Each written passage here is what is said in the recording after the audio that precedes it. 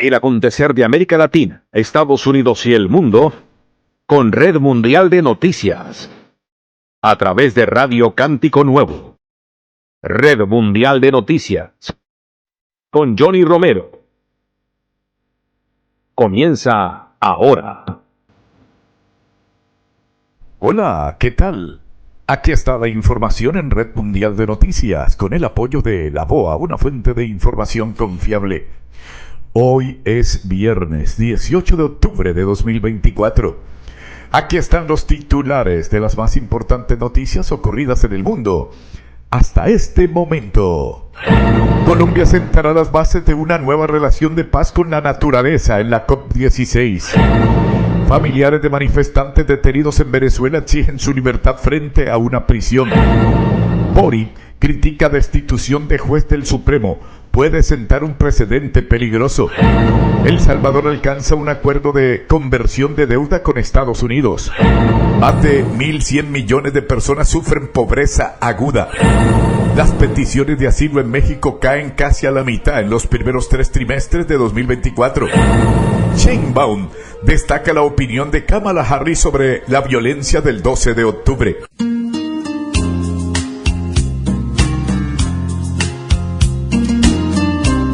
La Iglesia de Evangelización Misionera Jóvenes Cristianos, con el pastor Federico Santiago, predicando una palabra buena de parte de Dios, le invita todos los domingos a las 10 de la mañana a un culto evangelístico de gloria y poder. Nuestro templo está ubicado en el 756 de McDonald Avenue, en Brooklyn, New York. Recuerde, todos los domingos a las 10 de la mañana. Para más información, llámanos al 718-216-6218. Todos están cordialmente invitados. Aquí están las noticias, Ciudad de México. La presidenta de México, Claudia Sheinbaum, destacó los comentarios de la candidata presidencial y vicepresidenta de Estados Unidos, Kamala Harris, sobre la violencia y devastación que trajeron los colonizadores europeos a América con motivo del 12 de octubre.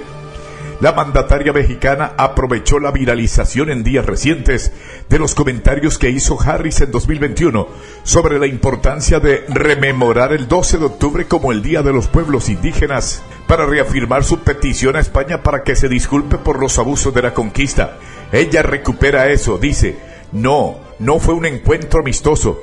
Entonces, cuando nosotros hablamos de perdón de España hacia México, tiene que ver con eso, con reconocer lo que fue el periodo de esa invasión y la conquista y la resistencia de los pueblos, declaró Sheinbaum en su conferencia matutina.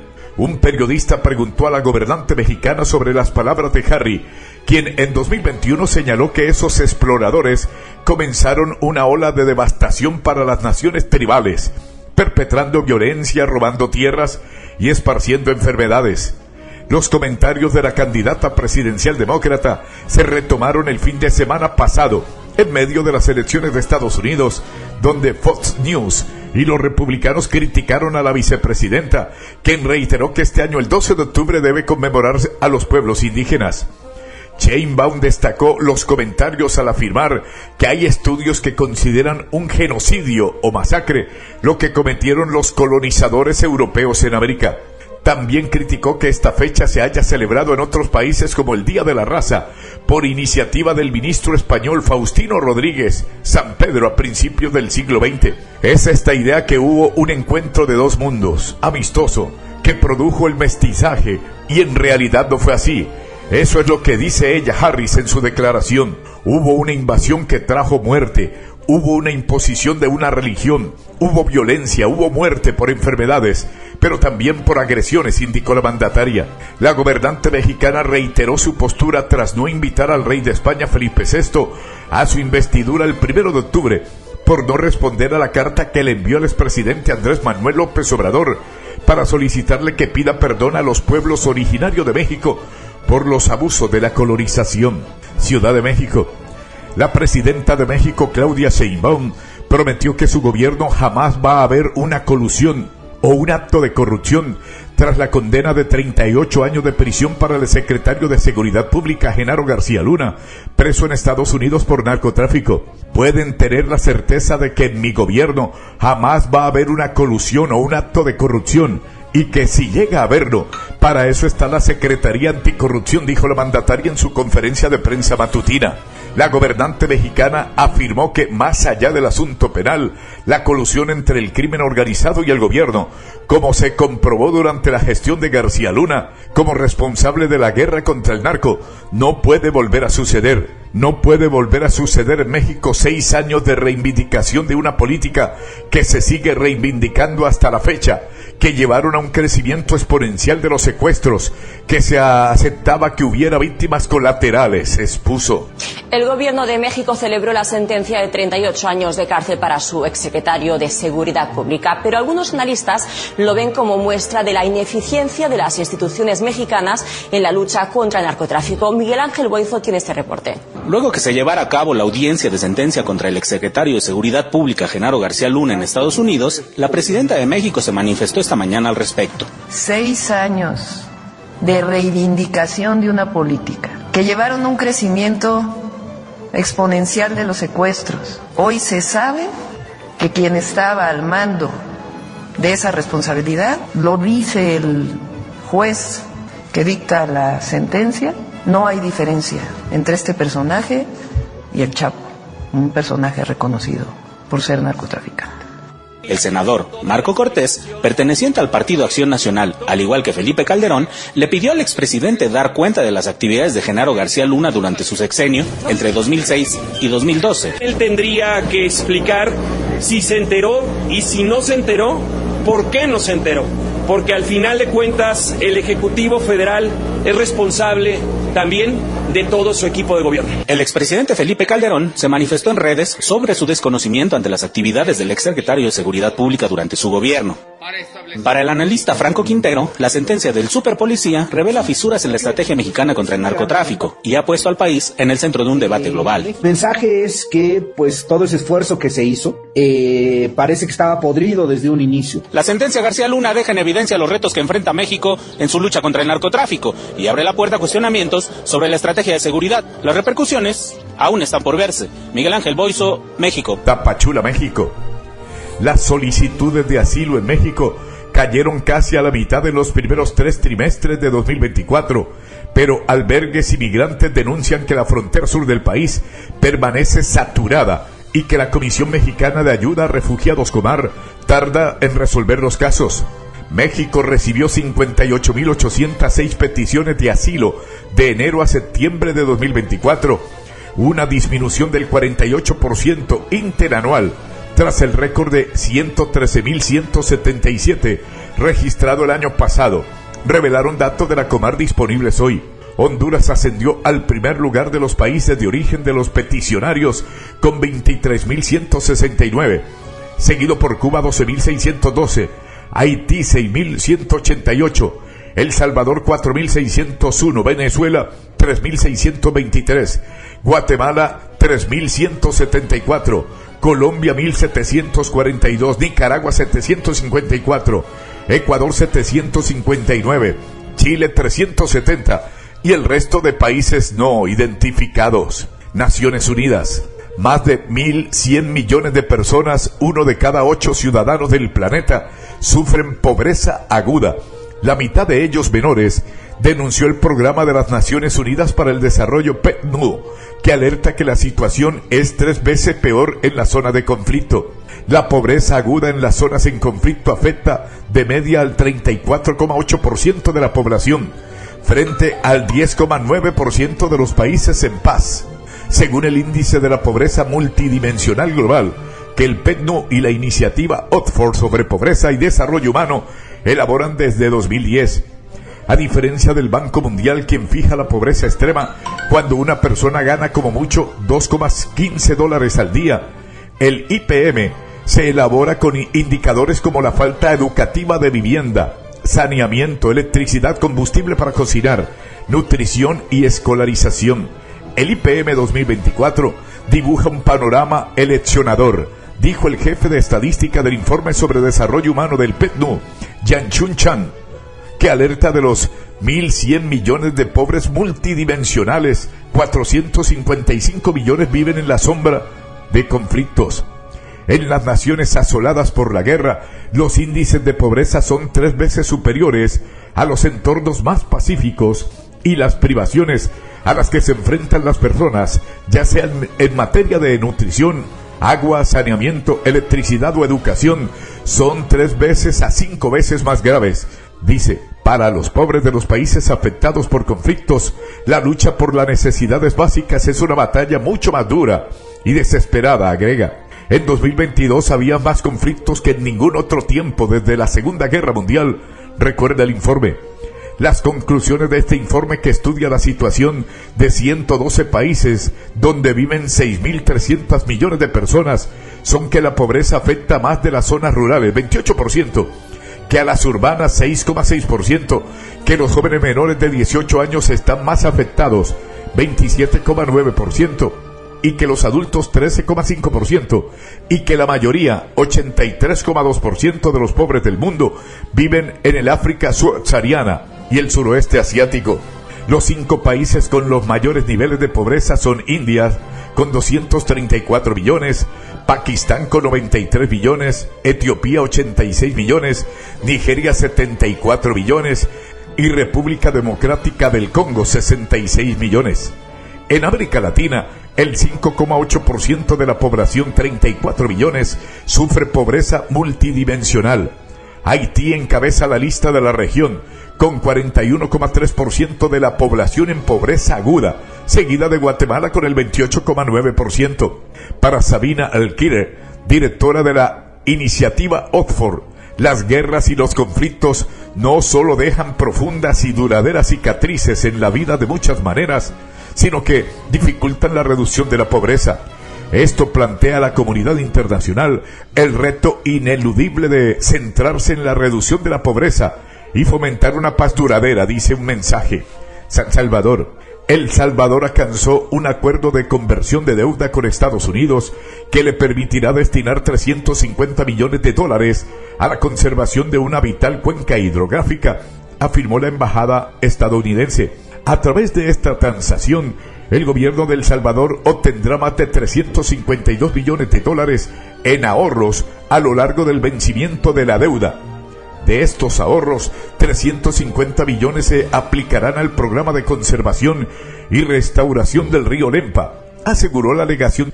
El Salvador está entrando en un proyecto grande e innovador de conversión de deuda, destacó el embajador estadounidense William Duncan en la red social X. El río Lempa, que nace en Guatemala, pasa por Honduras e ingresa a El Salvador, es de los más grandes de Centroamérica. Proporciona agua potable a la capital salvadoreña y es la principal fuente para la generación eléctrica en el país, así como causa importante para el riego agrícola. El presidente salvadoreño Nayib Bukele celebró el acuerdo en un comunicado conjunto con la embajada estadounidense, al afirmar que permitirá crecimiento económico y preservar la cuenca del río Lempa. Esta conversión de deuda representa la acción ambiental más ambiciosa y de mayor impacto en la historia de El Salvador, enfatizó Bukele. Noticias ahora sobre las pandillas en Guatemala con Eugenia Sagastume.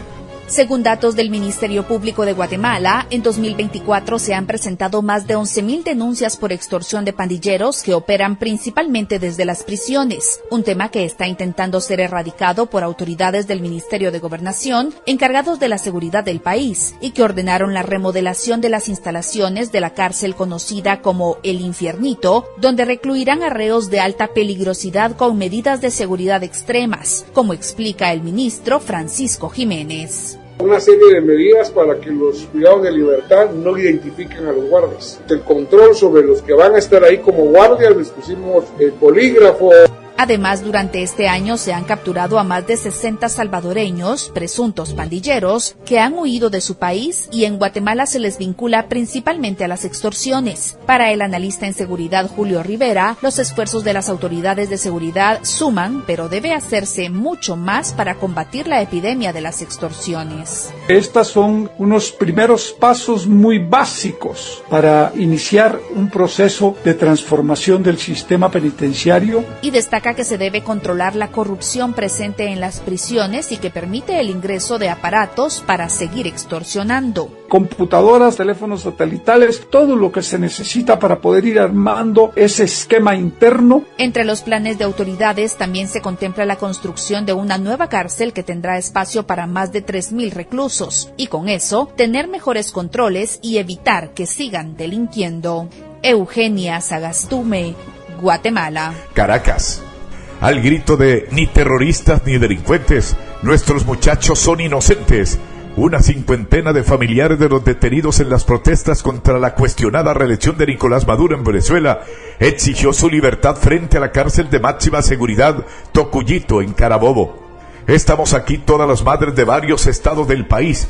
Nuestros hijos no son ladrones, no son asesinos, no son matones, no son ningunos terroristas, dijo Mireya González de 53 años, portavoz del grupo que portaba camisetas con los rostros de los detenidos.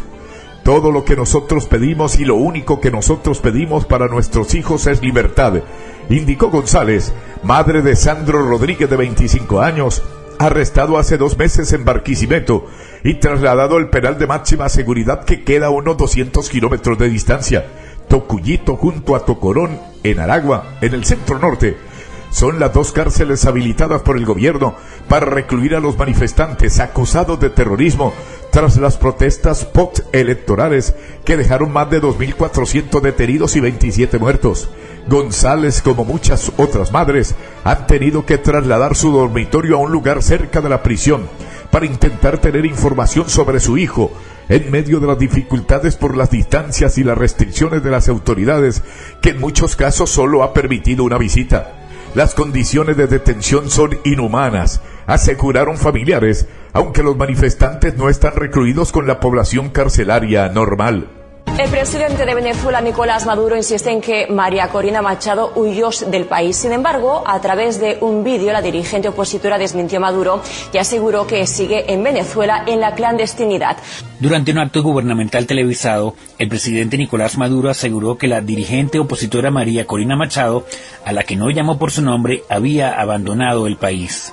Resulta que el bebito se fue hace un mes y la Sayona también se fue. Huyó, se fue. Sin que haya cesado el asedio en su contra, la líder opositora María Corina Machado aseguró horas después que se encuentra en Venezuela. La oposición alega que Edmundo González se impuso en las elecciones del 28 de julio, pero Maduro planea asumir el próximo sexenio sin haber mostrado las actas que sustentan su victoria. Los venezolanos saben que estoy aquí en Venezuela. La gente lo sabe. Y Nicolás Maduro también lo sabe. Lo que pasa es que están desesperados por saber dónde estoy. Y yo no le voy a dar ese gusto. El alto representante de la Unión Europea para Asuntos Exteriores, Josep Borrell, por su parte, dijo este jueves a su llegada a la cumbre de líderes europeos que se celebra en Bruselas que la Unión Europea debe estar dispuesta a usar las medidas necesarias. En Venezuela la represión continúa. El líder de la oposición tuvo que irse al exilio o han tenido que esconderse y 2.000 personas están en prisión. El jefe de la diplomacia europea subrayó que desde ahora y hasta el momento en que Maduro asuma oficialmente la presidencia en enero, insistirá en decir que no hay reconocimiento sin verificación de los resultados de las elecciones presidenciales. Álvaro Algarra, Caracas. Madrid. El mundo sufre tensiones, conflictos y guerra, pero el agua también está bajo ataque en un panorama de crisis climática que produce fenómenos hídricos extremos y amenaza con ir más, ha advertido hoy el presidente del Consejo Mundial del Agua, Loïc Fauchon. Fauchon, que ha participado en la 10ª edición de los Diálogos de Agua, organizados en la Casa de América de Madrid por el Banco de Desarrollo de América Latina y el Caribe, con el apoyo de los Ministerios de Transición Ecológica y Económica, ha insistido en que este ataque podría generar desastres climáticos con resultados catastróficos a nivel global, tanto para los ecosistemas como para el ser humano. Según datos del CAF, entidad integrada por 21 países, solo entre 2022 y 2023, las inundaciones causaron pérdidas valoradas en $35,000 millones, mientras que las sequías costaron otros $27,000 millones. El exceso y falta de agua son testimonio de una misma lucha presente y futura en un mundo cada vez más afectado por fenómenos climáticos extremos y que con el crecimiento de la población mundial requiere un enorme volumen de agua, cada vez mayor para consumo humano, pero también para la producción de alimentos y energías.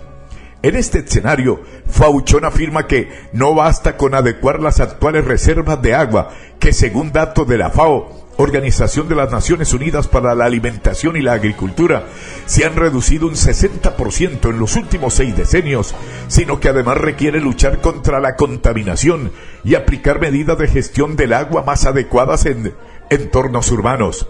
En el caso de Iberoamérica, el presidente del CMA ha recordado que alberga el 30% de los recursos hídricos del mundo, pero en los últimos meses ha sufrido devastadores siniestros como los incendios en Bolivia o la Amazonía y las inundaciones en Brasil. La economía circular, las soluciones basadas en la naturaleza y la automatización e innovación en servicios de agua y saneamiento son los temas principales de la edición actual de los Diálogos del Agua, en los que participaron expertos del área como la ministra de Obras Públicas de Chile, Jessica López, la directora presidente de la Agencia Nacional del Agua de Brasil, Verónica Sánchez da Cruz, o el presidente ejecutivo del CAF, Sergio Díaz Granados, entre otros. Otro de los participantes es el ministro de Recursos Naturales de El Salvador, Fernando López, quien se ha referido a uno de los informes del CAF, según el cual, en 2050, el 86% de la población mundial vivirá en grandes núcleos urbanos, con cerca de 100 millones de personas pobres y sin acceso seguro al recurso hídrico. Santiago de Chile. El presidente chileno Gabriel Boric criticó la destitución del exjuez de la Corte Suprema Sergio Muñoz por parte del Senado tras un juicio político impulsado por la oposición de derecha y advirtió que la histórica resolución puede sentar un precedente peligroso. Utilizar las acusaciones constitucionales, en este caso contra un juez, con argucias procedimentales puede terminar por dañar su indispensable independencia, agregó el mandatario en una declaración pública desde el Palacio Presidencial de la Moneda. Brasilia. Brasil solicitará a Argentina la extradición de brasileños prófugos investigados por el asalto a las sedes de los poderes públicos en Brasilia en enero de 2023, informó una fuente diplomática brasileña. 37 pedidos de extradición llegaron a la embajada brasileña en Buenos Aires, que los representará ante las autoridades argentinas, confirmó una fuente de esa representación diplomática. Se espera que en las próximas horas lleguen solicitudes sobre más prófugos. La prensa brasileña sostiene que el trámite abarca a 63 personas. Bogotá, Colombia, uno de los países más biodiversos del mundo, primero en especies de aves, orquídeas y mariposas, presentará en la COP16, de la cual será anfitrión, su visión de paz con la naturaleza, con el que busca crear un paradigma de relación con el medio ambiente. Para la ministra de Ambiente y Desarrollo Sostenible de Colombia, Susana Mohamed, la COP16, que se celebrará en Cali del 21 de octubre al 1 de noviembre, tiene para el país el valor agregado de transformar el vínculo con el mundo que nos rodea, así como las prácticas de producción y consumo, que a su juicio constituyen los desafíos más importantes de nuestro tiempo. La COP16 no es simplemente una cumbre, es el camino que nos permite movilizarnos a nivel global hacia este propósito común, manifestó la ministra en una reciente presentación en Nueva York. En este sentido, el país llevará a la COP16 el Plan Nacional de Biodiversidad, que tiene 3 objetivos estratégicos: en restauración ecológica y reconversión productiva, 5 millones de hectáreas, para que de esta forma no solo ayudar a las economías locales, sino también asegurar la sostenibilidad. Según Mohamed, tendremos el 34% del territorio nacional bajo estrategias de conservación, que pueden ser áreas protegidas y reconocimiento a la contribución de los pueblos indígenas y étnicos a la preservación de la biodiversidad en los ecosistemas terrestres y acuáticos, explicó como segunda estrategia. La tercera busca pasar del 0,8% de la contribución de la bioeconomía al PIB nacional al 3% en 2030, generando 500 000 de empleos asociados al cuidado de la biodiversidad. Bogotá, un total de 248 líderes y defensores ambientales han sido asesinados en Colombia desde 2016, según un informe de la Oficina del Alto Comisionado de las Naciones Unidas para los Derechos Humanos publicados hoy, y que señala que el 89% de las víctimas eran indígenas, afrodescendientes y campesinos. En Colombia, defender el derecho a un medio ambiente limpio, saludable y sostenible, y los derechos vinculados a la defensa de la tierra y del territorio, conlleva un alto riesgo a la vida y a la integridad personales, señala el documento publicado en víspera del comienzo de la COP16 de biodiversidad, que se celebrará en Cali del 21 al 1 de noviembre. Entre enero de 2016 y septiembre de 2024, la ONU verificó 248 casos de asesinato de defensores ambientales, de los cuales 220 eran hombres y 28 mujeres. El presidente colombiano Gustavo Petro, junto a su canciller Luis Gilberto Murillo, se reunió con el cuerpo diplomático acreditado en Bogotá para ilustrarlos acerca de la investigación que abrió en su contra el Consejo Nacional Electoral por la presunta financiación prohibida y la violación de los topes de gastos en su campaña de 2022. A través de su cuenta de X, el presidente Petro dijo que advirtió a los diplomáticos sobre un golpe de Estado contra su gobierno. Me reuní con el cuerpo diplomático reunido en el país para explicarles paso a paso cómo se ha desarrollado el golpe de Estado en Colombia y lo que vendrá en los próximos meses. Como presidente de la República es mi deber informar al mundo de la alianza criminal que se ha forjado contra el voto popular en el país. En tanto, el canciller Murillo aseguró que la comunidad internacional siempre ha sido garante de la democracia en Colombia y reiteró que la investigación viola el fuero presidencial de Petro. Colombia viene de un proceso de profundización de la democracia con la llegada del presidente Petro al gobierno nacional, y planteamos obviamente que aquí lo central es la protección del fuero presidencial. El embajador de China en Colombia, Chu Jinjiang, señaló que su país es respetuoso con los asuntos internos de Colombia y añadió que confía en la fortaleza de la institucionalidad colombiana. Confiamos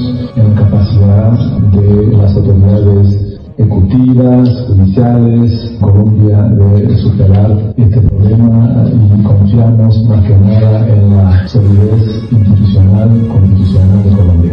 En la reunión también se abordaron temas como la organización de la Cumbre de la Biodiversidad COP16, la implementación del Acuerdo de Paz de 2016 y la política de paz total del gobierno Petro. Manuel Arias Naranjo, Bogotá, Colombia. Amigos oyentes, por el día de hoy llegamos al final de Red Mundial de Noticias. Mi amigo personal Federico Santiago, Viviana Isabel Herrera y Johnny Romero les acompañamos. Les invitamos el próximo lunes a nuestra emisión diaria de noticias. Feliz fin de semana para todos. Hasta pronto. Bye.